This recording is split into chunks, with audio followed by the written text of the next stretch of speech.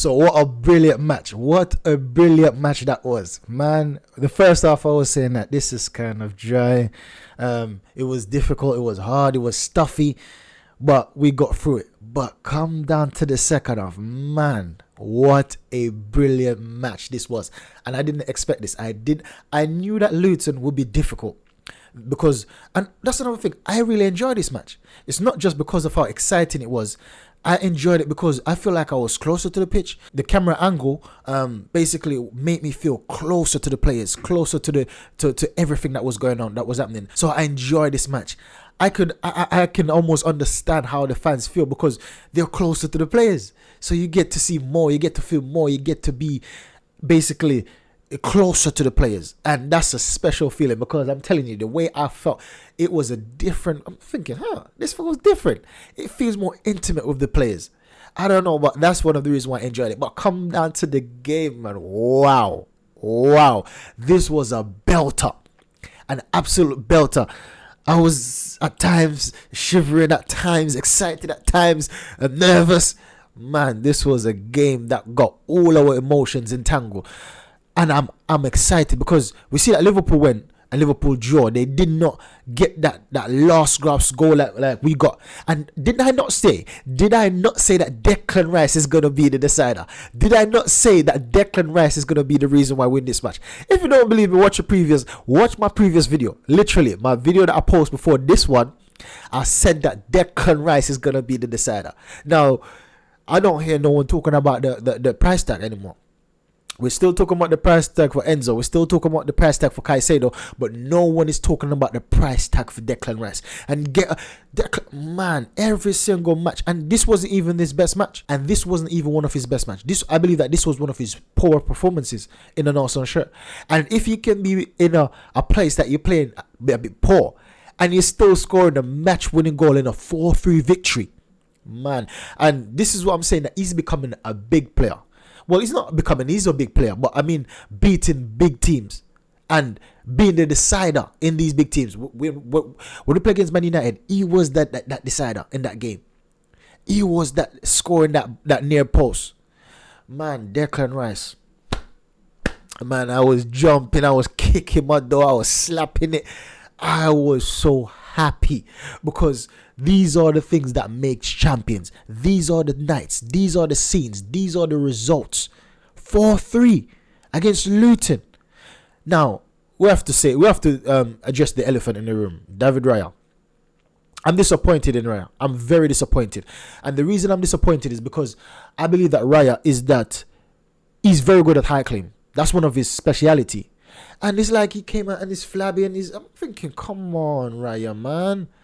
Don't do that. Like, understand that he might have been blindsided by the player. I believe that the player was a bit behind him and then I don't know what he was thinking, but he did not go commanding enough. To me, that looks like Ramsdale. That's one of the goal that we conceded against Fulham. That's what I was blaming Ramsdale for when Paulinho. If you remember Paulinho scoring that header against Fulham, I think it was the second match of the season or something like that. I was angry at Ramsdale for the same exact reason. I'm saying that if Raya was playing, that wouldn't have conceded. But then, man, I'm disappointed. Then the second goal, the Barkley goal, that's even worse. The ball literally went by his foot and he went to the ground and he went under him. Man, use your foot. What's wrong with your foot? You're good at playing out from the back, but you can't save goals, shots with your left foot, with your foot. Nah, man, that David Raya disappointed me in this match. And I'm saying that I'm not the reactionary fan. I'm not that fan. But if he keeps on, I'll give him a bit more time. But if he keeps on making mistakes, man, we need to get back Ramsdale in the team. And perhaps Arteta he's saying that he's not gonna Ramsdale's not gonna go, but he's not promising that any players all the players are gonna stay. He's not promised that there's not gonna be any sales in January. But then he's saying Ramsdale isn't gonna go. It's confusing. But what I think is that he's protecting his value, because obviously if you say that you're gonna get rid of him in January, you're basically tanking his transfer price. You're basically destroying the price of your assets. and I don't like to call players assets, but that's where he is right now. So he's not going to come out and say that, listen, I'm getting rid of Ramsey. He's not going to say that, because then there's no power of negotiation when you're trying to negotiate with other teams.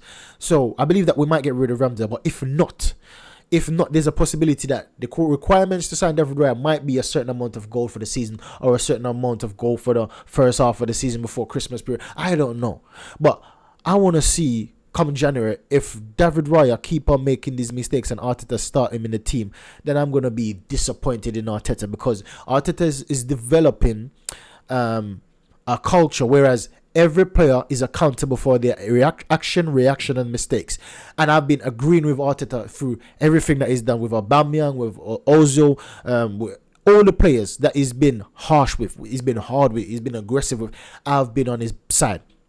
But when it comes down to Raya now, Raya's not been pulling up trees. Yes, I've seen what he's been doing. I want him to be my number one. I believe in Raya. I believe Raya is a better keeper than Ramsdale. But if you're not going to be performing at that level, then we need to get the other keeper in, Ramsdale. Let them compete. You said that's what you're going to do, Arteta. Let them compete. I'm not saying that to give Ramsdale back the number one spot. I'm just saying let them compete.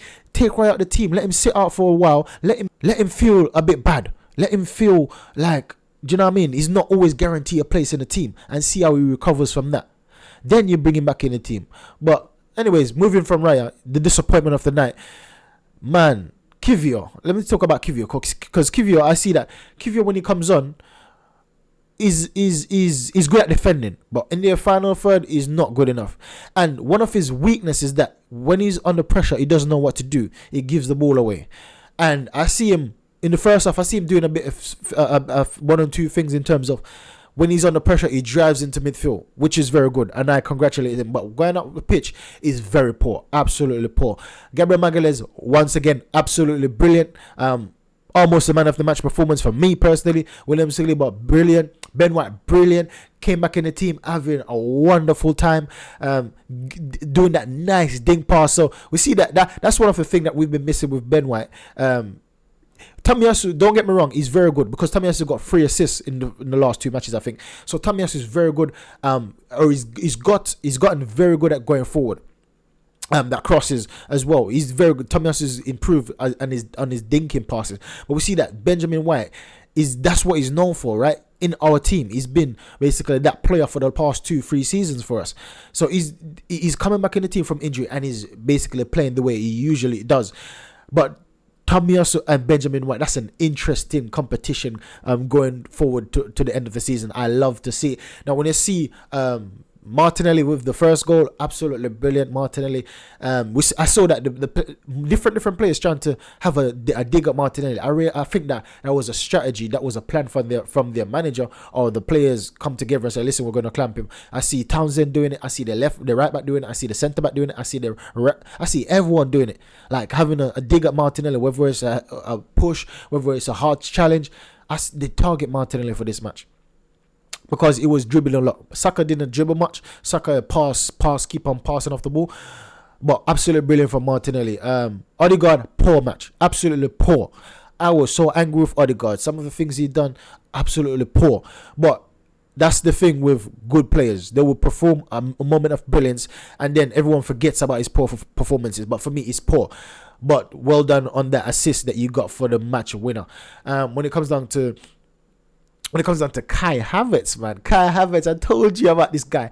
I've been on Kai Havertz's team. I told you, this guy's going to come good. We just need to believe. He just needs to find that confidence and to start playing the way that I know he can. Because I'm telling you, how Kai Havertz in our team, the way we play, is going to be better suited than the way he was playing for Chelsea. So I'm telling you that Kai Havertz is going to be one of our most influential players going in future season. He's only 25. He's only 24. So you can imagine he's still got about 4, 5, 6 years left in him. And if he stays with us and develop him and mold him into what he desires, because he's got the height, he's got the aggression, he's got the eye for goal, he's got the touch. He's got the touch. So he's got everything really for a striker or a aggressive number 8. Whatever position that you want to play him, he's good enough to be molded into that, because he's young as well, can adapt. So once again, brilliant match from Havertz. And what's that? I believe that's a 3-3. Yeah, I believe that's 3-3 for Havertz for starts. 3 goals in 3 matches. So once again, absolutely brilliant Havertz.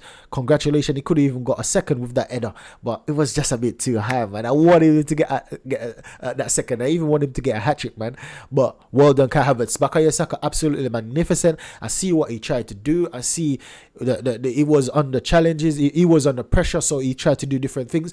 And I am happy with how Saka played. Got the brilliant assist, and I see that sometimes he tried to do some intricate 1-2 on the edge of the in the area, and it almost came off for this match. Last match he came off, that's how he scored his first goal. He bubbled into him, he got a lucky deflection and it bubbled into him, and then he scored. But in this match it almost paid off again about 3 times. 2 times for Trossard almost scored from Saka, trying to do that intricate thing, 1-2 pass, dribbling in the box, close feet.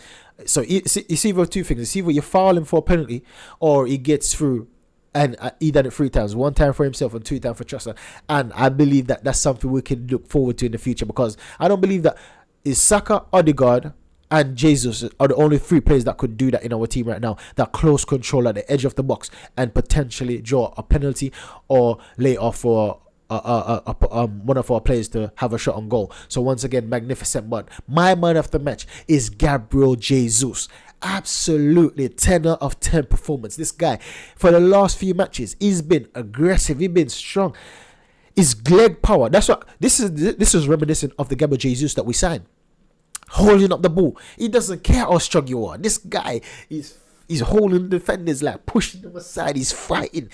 This is the Gabriel Jesus we've been missing for the past few, since the beginning of last season, because after a period of time he's starting to decline. But this is the Gabriel Jesus. Zinchenko came on another absolutely brilliant match, and that's why I wanted to start Zinchenko instead of Kivio. But I understand what Arteta tried to do. I'm not criticizing him, but that's why I wanted to start Zinchenko, because I believe that yes, I know that Luton is aggressive. They're going to be good in the air, good at headers, and that's one of the things I said, that they're going to be our defenders have to be careful with these set pieces, because they're going to be good. And what do you know? They scored 2 set pieces. But once again, Zinchenko, brilliant match. Now going back to Jesus, man, the way the touches, the turns, I love it. Hopefully he can stay fit to the end of the season, man, because I believe if he stays fit to the end of the season, we could potentially win the Premier League. We won't come off top, because he's aggressive, he's strong, right? He's shaking off defenders like they're butterflies. Nothing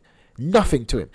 His touches are magnificent, layoffs are magnificent, and he's very good in the air as well. He's got an assist for Havertz. He's the one that assists Havertz for that goal. Header.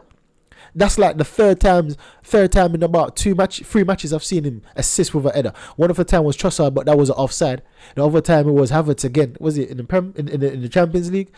But this guy, Jesus, is improving. He came a long way, leap and bounds in headers, and he even scored a header. Gabriel Jesus is magnificent, and you can see that it's something that we've been training on. I've said in previous matches that, listen, you see that we've been linked with strikers that's good at headers and things like that, and that's the only thing he cannot do. And you might think that players are robots, but they listen to fans. They can hear us when we speak, when we have criticism, when we have opinions. They hear us because it's in the social media. They hear us because I was watching an interview with Jorginho today, and he was saying how when people criticize him, he's used to it now, but he says it does affect players. So whether good or bad, whether constructive or not, it affects them one way or the other. So that's my thing. I try to do constructive criticism, and Jesus basically see himself, and he's improving his heading ability. The last match he had a header. The last match he had an header. He had a few headers. He didn't score against Brentford. He had a header. So different matches. Every match you got. Watch this pattern. Since I say it now, starting to watch this pattern. Almost every match is gonna either score a header or have one on target. I can guarantee you that. Or if he doesn't have it on target, it's gonna be off target. But at least he had a clear shot on his head. Now, Arteta, brilliant match, brilliant. I believe the way he set up the team, I understand. I agree with it. I would have started Zinchenko, but I understand what he done. So absolutely brilliant match, guys. I am thankful for that win, because then we can just sit back at the top of the Premier League and watch the chips as they fall right? Watch the chips fall. Wherever it falls, mate. Liverpool's playing tomorrow. Man City, Tottenham is playing tomorrow. So we're gonna have a nice time tomorrow. We're gonna have a nice time. We have already eaten. Our belly's full. Let's just relax and digest. And catch you in the next video, guys. Make sure you like, subscribe, and share. Help me on my journey to 1,000 subs. You have to like this video, especially the way we got this victory. Man, I was slapping at my door. I was excited. I hope you. I know you are too. Catch you in the next video, guys. Goodbye.